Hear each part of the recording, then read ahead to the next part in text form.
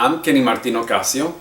I'm a proud Boricua, Latino, gay, 53-year-old professional living in Chicago in a very happy relationship and very proud to be a part of this project. And I remember acting out in school and I was in a Catholic school where they would place the girls in one table and the boys in one table, and this is back in kindergarten. And if you misbehaved, you would be placed with the other gender as a punishment. Catholic school. And I found that very intriguing, that somehow punishment equated having to socialize with the opposite gender. But I enjoyed being with the girls. But I also found that I sort of recognized early on an appreciation of the beauty for some of the boys that I was hanging out with, which I thought was odd, because that's something that no one else shared with me. This is when I was 4 and 5, ironically. And so this happened early on. And as I grew up, I saw that evolving into the way that I then was behaving sometime. But because I was doing these things, I was really a target early on. And it came from either not being picked for sports, not doing sports, but pursuing sports, to wanting to hang out with girls or wanting to dress up, to being kicked, being locked in bathrooms, being locked in closets, being yelled at, being insulted.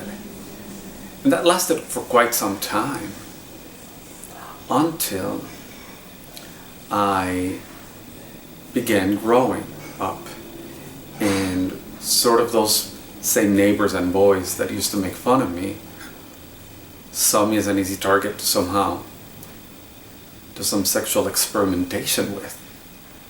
But I also remember sharing with you this other sort of branding that took on when my neighbors began calling me Alegre. So they knew that they couldn't get away with calling me Pato because they would be found out and scolded by their own parents. So they began calling me Alegre. I remember my neighbors, this is growing up in Puerto Rico.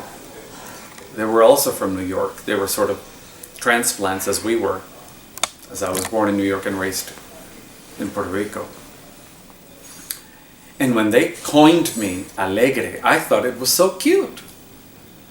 They weren't calling me Pato anymore. That was a relief.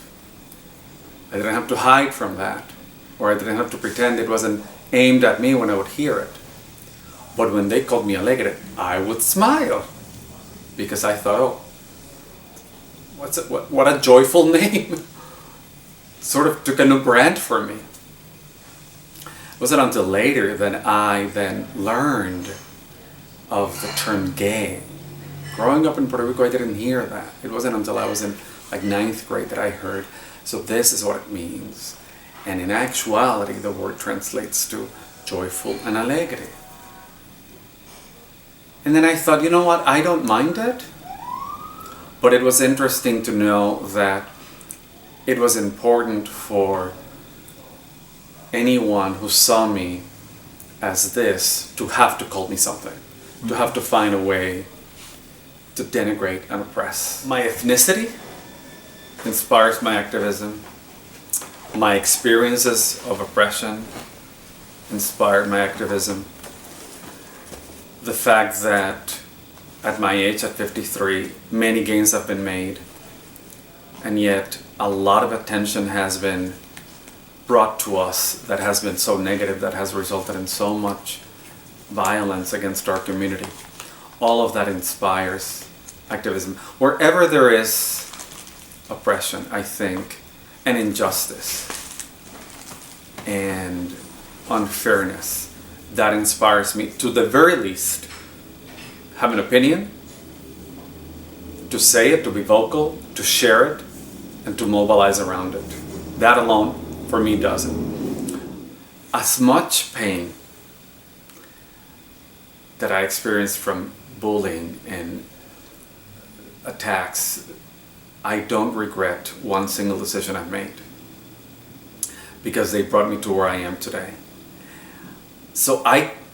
it's difficult oftentimes for me to think, what can I say to myself 20, 30, 40 years ago that would have made this journey different.